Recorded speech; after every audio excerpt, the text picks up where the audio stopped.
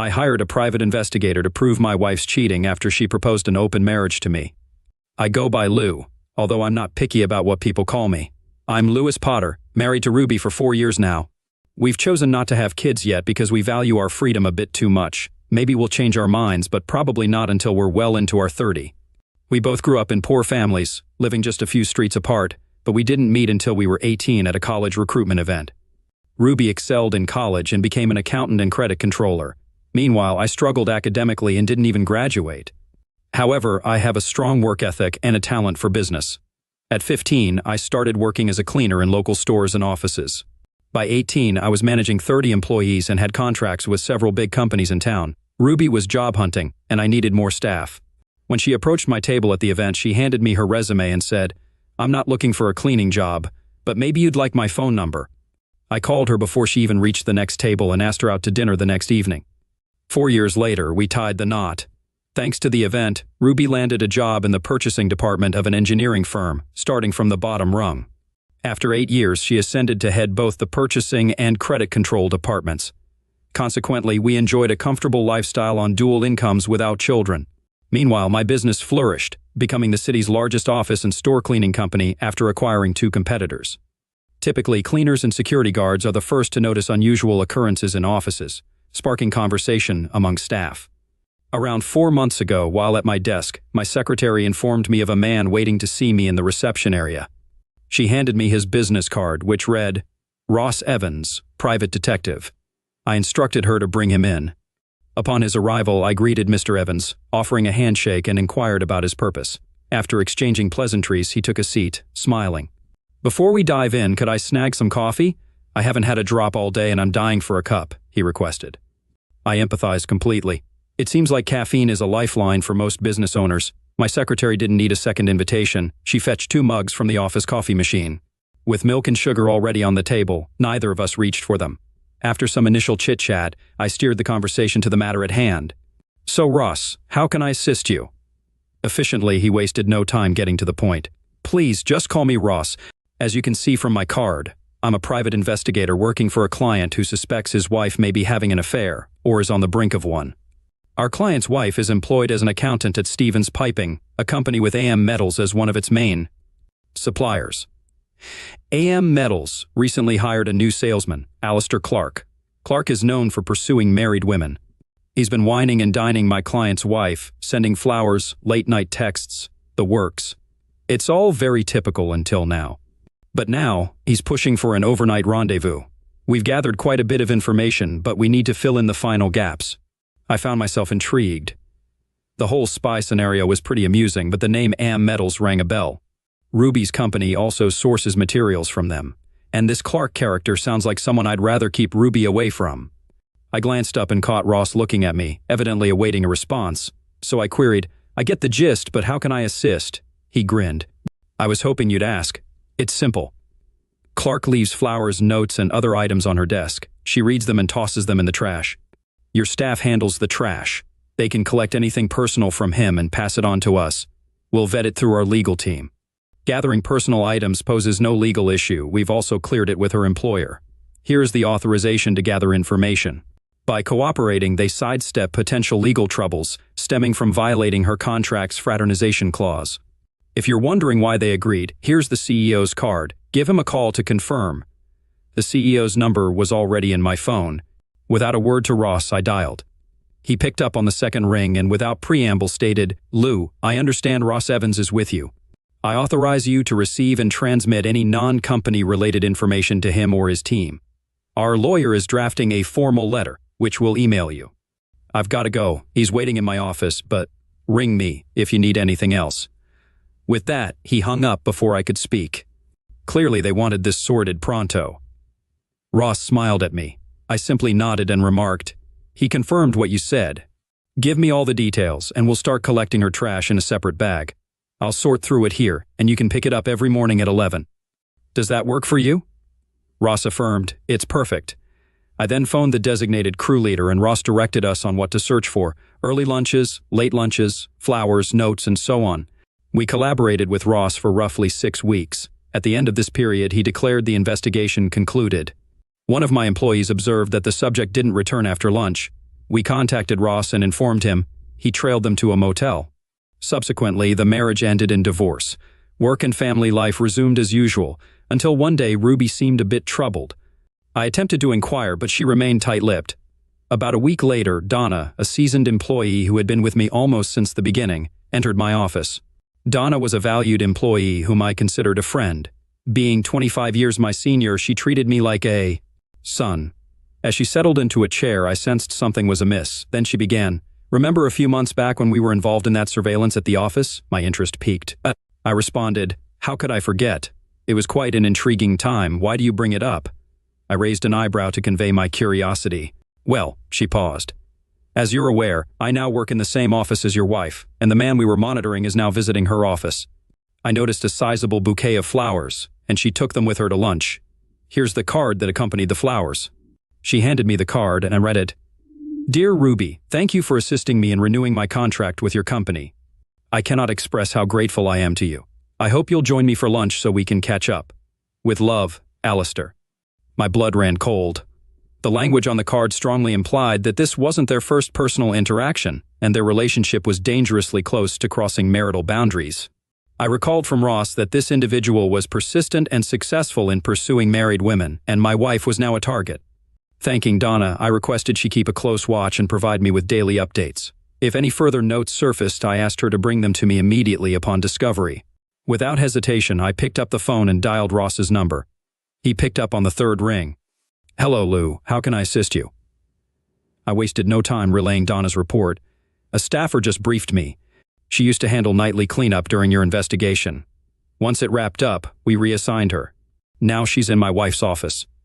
Donna informed me that the same Mr. Clark is now making moves on my wife, even taking her out to lunch. I've got a card with flowers from him indicating his intentions." Ross took a deep breath. "Our inquiry into Mr. Clark is ongoing. You're actually the third husband involved presently. The distinction lies in the fact that the other two weren't initially aware of his identity. They've agreed to share expenses. Would you like to join them?" I promptly responded, "Absolutely. What's the next step?" Ross suggested meeting with the other husbands at 2 p.m. and proposed, "Could you swing by my office to meet, fill out necessary paperwork, and exchange information?" I agreed to arrive precisely at 1:55 p.m. In Ross's office, I found Dan McWilliams and Johnny Ashley, along with Ross and his associate Mike Pearson, who was gathering data on the case. Ross commenced the meeting, stating, "Gentlemen, we're here because you three share a common predicament. Dan, Johnny, meet Lou. He's interested in joining your investigation. If you're amenable, we'll register him as a client and facilitate information exchange." They glanced at me, then at Ross, and responded, "Yes, that sounds good." The paperwork consumed approximately 15 minutes. Following that, I used my personal credit card to front the $5,000 since Ruby wouldn't receive a statement for this transaction. Ross proceeded, addressing Dan, Johnny, and me. "Our shared issue revolves around Mr. Alistair Clark. Lou, just to fill you in, Dan's wife works alongside Mr. Clark at AM Metals, while Johnny's wife is employed by the school board, which sources metals for tech classes in schools. Mr. Clark follows a well-rehearsed routine. He pursues women at their workplace with flowers, messages, lunches, and often attempts to lure them to a motel after lunch.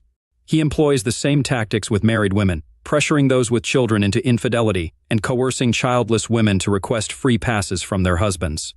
He seems to derive pleasure from husbands knowing he's captured their wives' affection. He arranges weekend getaways, only to abandon them later. Over the past year, we've documented at least 5 divorces in our area attributable to him. Further investigation revealed his previous employment in Dallas, where he was terminated after being sued by 7 husbands in a class-action lawsuit spanning 3 years for alienation of affection. This man is despicable."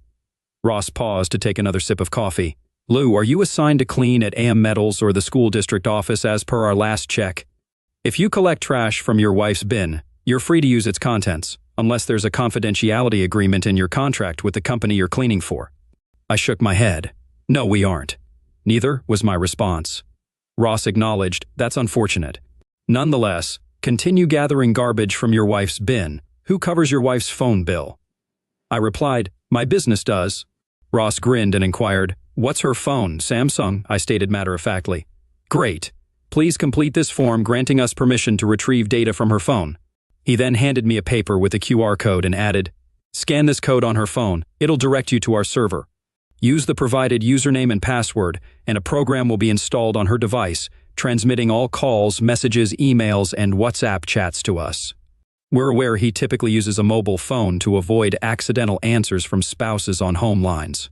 The meeting concluded with Dan, Johnny, and me swapping phone numbers and establishing a WhatsApp group, including Ross and Mike, for easy information exchange. Upon returning home, Ruby was already there, visibly preoccupied, clutching her phone closely and appearing distant during our conversation. She left to feed the dog, taking her phone, an unusual behavior. When I inquired about her day, she mentioned feeling tired after an odd day and retired to bed at 9:32, much earlier than usual. I stayed awake until our regular bedtime, then searched for her phone. It wasn't in its usual spot, so I headed to our bedroom. I noticed a telephone cord near the bed and, upon closer inspection, found it beneath her pillow. Retrieving it without waking her was impossible, so I retired to bed, troubled by the situation. Fortunately, she rose in the middle of the night, allowing me to swiftly scan the QR code, input the details, and return her phone unnoticed before her departure the following morning. She aimlessly roamed the house until leaving for work. Had I not engaged her, she wouldn't have divulged anything. Around 11:30 a.m., Mike phoned from Ross's office. They had completed analyzing the initial data dump and he began to elucidate. She established a new email account seemingly exclusively for his use. Conveniently, this aids our investigation. Initially unaware of his means of communication, we're now endeavoring to hack into his email. His correspondences are aggressively persuasive. He coerced her into discussing how you were her first and only, insinuating she needed to explore new experiences to invigorate the marriage. She shared love-making details of your life, which he absorbed and weaponized to his advantage. He hinted at spicing up your bed life and likely proposed a weekend rendezvous during their recent lunch. He's now asserting it's merely physical and insists if she truly loves you, it won't constitute infidelity, leveraging guilt to manipulate her. I discussed her behavior last night, noting she appeared consumed by these thoughts. She didn't even acknowledge my presence last night or this morning. I inquired, are they still in contact or planning another lunch? Mike reviewed the messages and relayed the latest one just received. Let's meet for lunch at the beach club tomorrow and strategize. Lou loves you, and if you tell him, it won't be considered cheating, and he can't deny you a free pass. Her response was simply, okay. After wrapping up my discussion with Mike, I leaned back, contemplating my next move.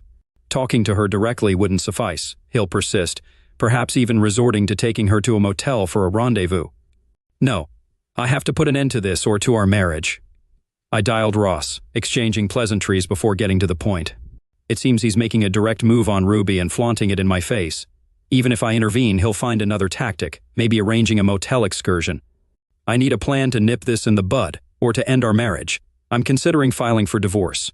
I also think I need a backup plan, though I haven't figured out what it entails yet. Or what do you think? After a brief pause, Ross responded, having a backup plan is wise, but if it fails, he won't relent. I'm familiar with his type, and his ego won't let her slip away.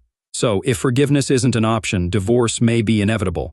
I'll prepare a packet of documents for your attorney at some point, or I can recommend mine. I have my own, thanks, I confirmed. He drafted a business agreement protected by a trust in case of divorce. I contacted my lawyer and scheduled a meeting for the next day at 9:30. Upon arriving at his office in the morning, he scrutinized me.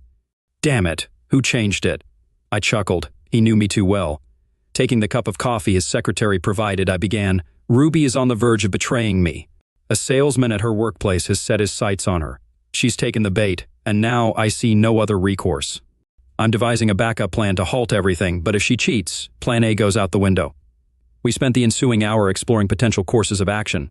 I favored a straightforward divorce. Our business, safeguarded by the agreement, would be divided evenly, and there were no children, thus eliminating the need for child support. The house would be sold. I had no intention of pursuing legal action against Clark, his employer, or her employer, too costly with slim chances of success. We sealed our agreement with a handshake. After settling the fee, I departed. He mentioned finalizing all documents and storing them in the archives for future reference. Ruby's demeanor fluctuated throughout the week. One evening, she showed affection, while the next, she barely acknowledged my presence. On Friday afternoon, Donna called to share that Ruby had received a sizable bouquet of flowers along with a postcard. That settled it for me, and I asked for her opinion. While composing a message in the WhatsApp group, I noticed Ross's post to Dan, inviting her to dinner at the Holiday Inn. We were aware of his intentions, yet the matter remained unresolved. Urgently, I encouraged Dan to join me, hopeful that he would achieve his objective soon. I longed for a similar resolution in my own situation. I was so preoccupied that I kept dropping things. I messaged the group, informing Mike about the flowers and the message on the card. His response was prompt, "I'll check her email now." Nothing so far. 5 minutes later, my phone rang, and without disconnecting, Mike directed me to check my WhatsApp. Opening the app, I found a document he had sent. It was a confirmation for a hotel reservation at a lakeside spot approximately 30 miles from the city. The booking was for a double room for the upcoming Friday and Saturday, listing 2 names, Clark and Ruby. Returning to the call, I relayed the grim news. Mike sighed, confirming, "Yes, but the email is even worse." He proceeded to describe the contents as a cheater guide authored by Ruby, detailing what to say and do. He promised to forward it to me. As the email landed in my inbox, I read through a series of messages with the subject line, "Weekend." It all began around 2 weeks ago when he sent her a link to the same hotel he eventually booked. In these exchanges, he expressed his desire to pamper her and suggested various forms of entertainment. Subsequent emails questioned her thoughts on the matter and lamented my supposed reluctance to fulfill her happiness. In the final message, he outlined the reservation details and provided a script of what to say and do to persuade me. It was essentially a manual for infidelity, advising her to cook a lavish dinner the following Thursday, engage in frequent closeness throughout the week, and assert that it would be purely physical with him, yet enriching. He appealed to her love for him, leaving the decision in her hands. It remained to be seen whether I would buy into it. I needed time to contemplate my next move. The weekend was filled with intense labor. I couldn't divulge my knowledge, but she showed remarkable kindness. We engaged in carnal activity on Friday night, Saturday morning, and Saturday night, continuing into Sunday. She initiated another encounter on Sunday afternoon, and we had a brief encounter on Monday morning. Ross phoned at 3 on Monday to relay concerning news regarding the email. He informed me that the situation was grim. According to Ross, she messaged Clark, offering a proposition for Thursday night. If Clark declined, she wouldn't proceed, but if he accepted, she would. Ross added that if Clark felt anxious, he should remember that seeking forgiveness is often easier than seeking permission.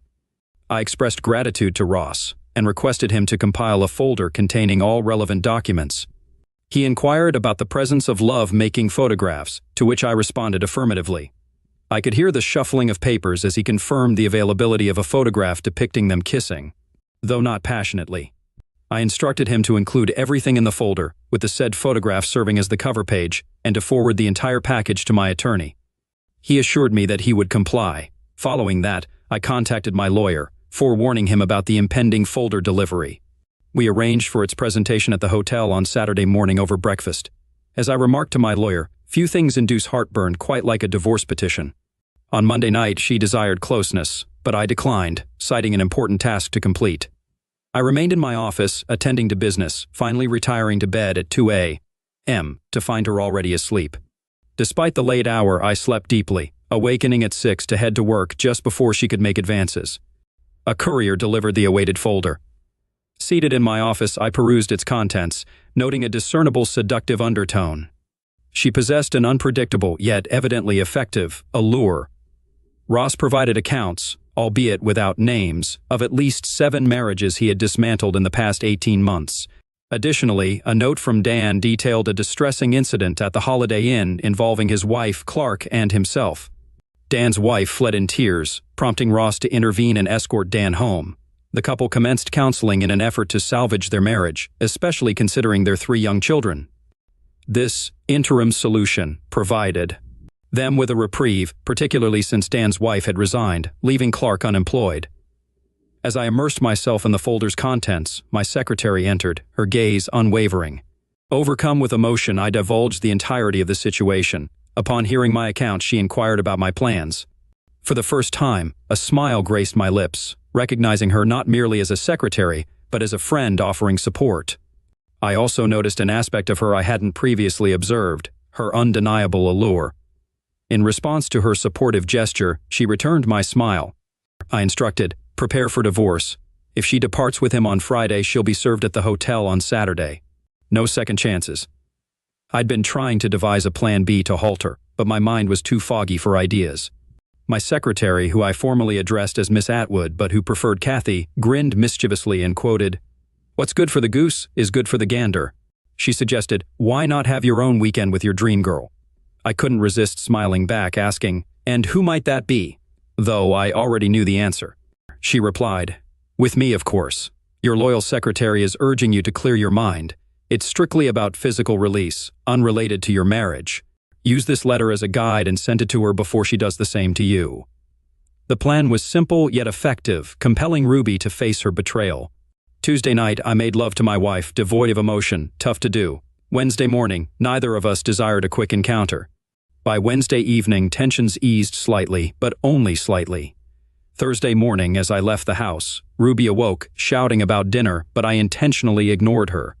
Around noon, Ross called, informing me that Ruby messaged Clark, boasting about preparing a lavish dinner for me and promising to update him on our conversation. To preempt her, I headed to the store and purchased chicken, potatoes, and vegetables, all intended for baking, along with a bottle of her favorite white wine. By 2:30 I was back home, and within 2 hours everything was prepared in the oven. Just as I was placing the potatoes to bake, Ruby arrived with shopping bags, looking puzzled. "What are you up to?" she asked. I grinned broadly. "I'm simply preparing dinner for my dear wife. Wanted to make it special before we sit down for a chat." I noticed a perplexed expression on her face, clearly taken aback. She responded, "Oh, I was going to cook dinner too, but after we eat, I have something important to discuss, so it's going to be a long night." "Of course," I replied, turning away with a smile. I had already made a significant contribution to her plans. Dinner proceeded tensely. I kept the conversation flowing, deflecting any attempts to shift the focus onto me, urging her to savor the meal before sharing my own news. Once we finished, I took the lead.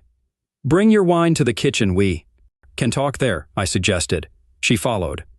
Earlier, I had discreetly placed a folder with a letter outlining her excuses on the kitchen table, concealed beneath a couple of magazines.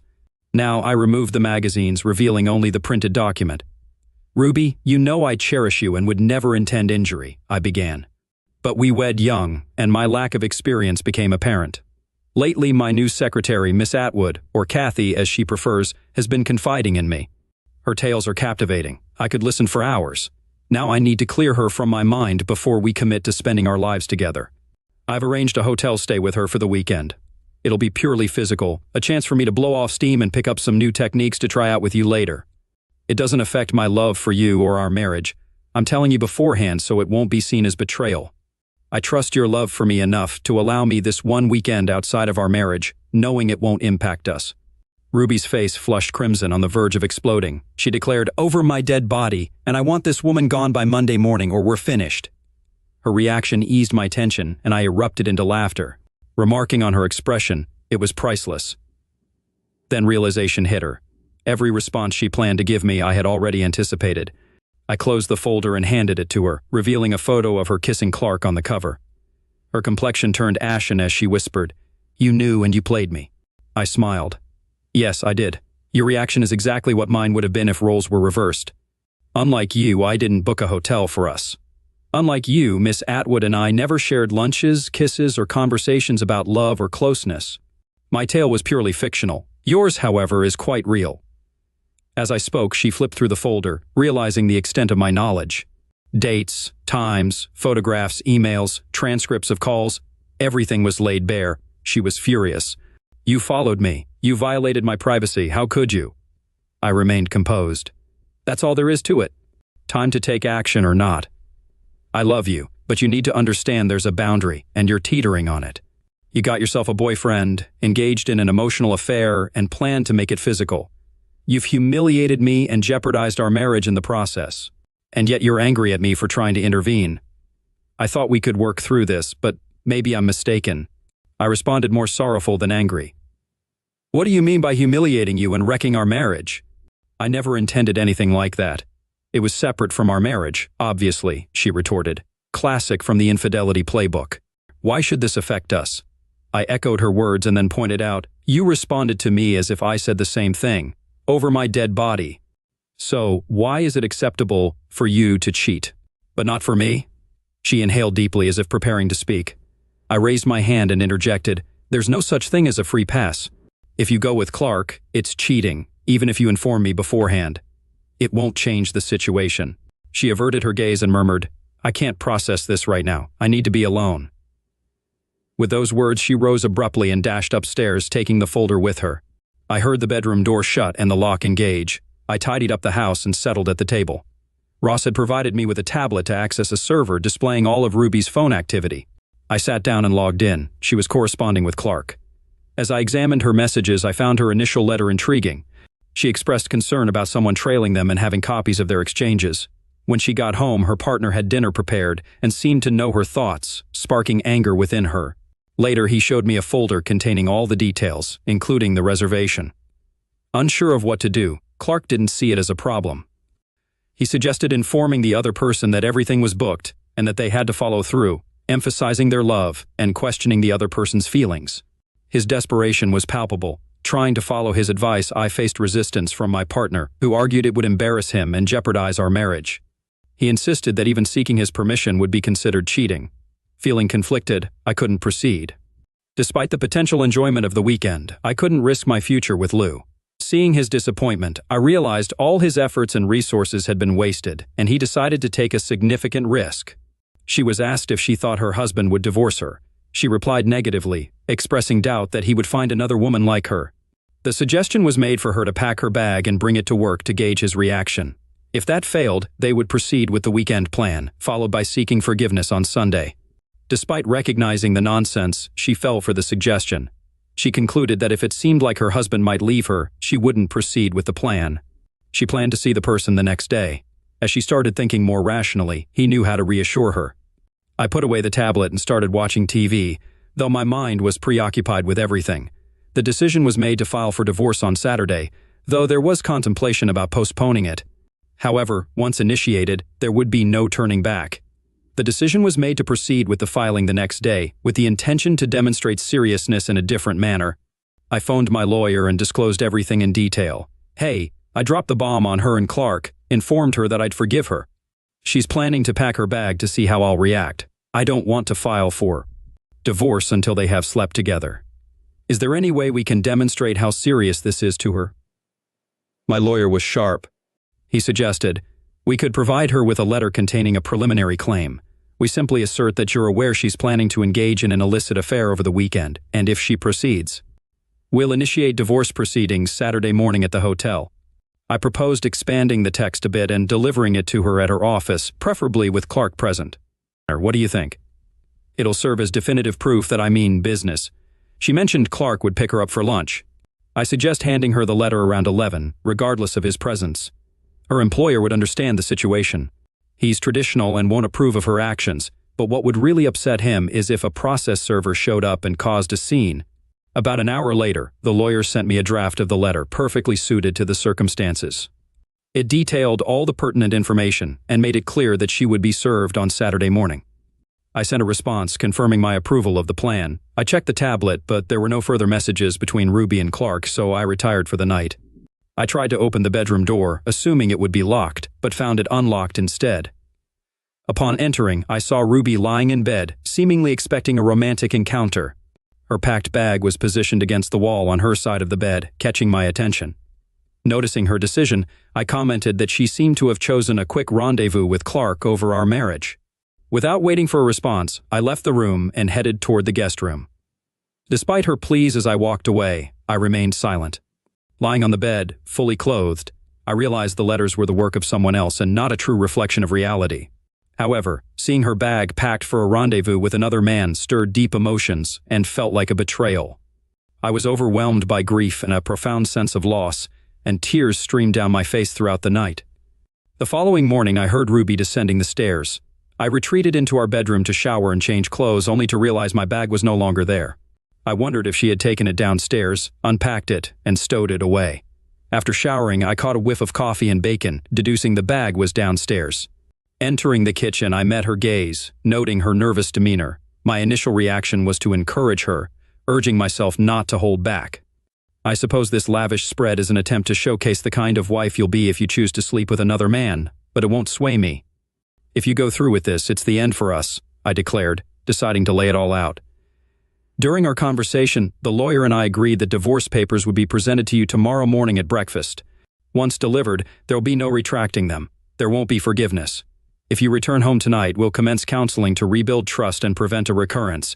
If you leave with him, don't even consider returning. You're not welcome here." Turning to leave, she pled, "Please stay for breakfast. We need to discuss this." I faced her and replied, "We've already had that discussion. Your packed bag suggests persuasion, not dialogue. I won't be having breakfast here. It's time you learn to fend for yourself if you choose to do so. I assume the bag's already in your car." She turned away, confirming my suspicions.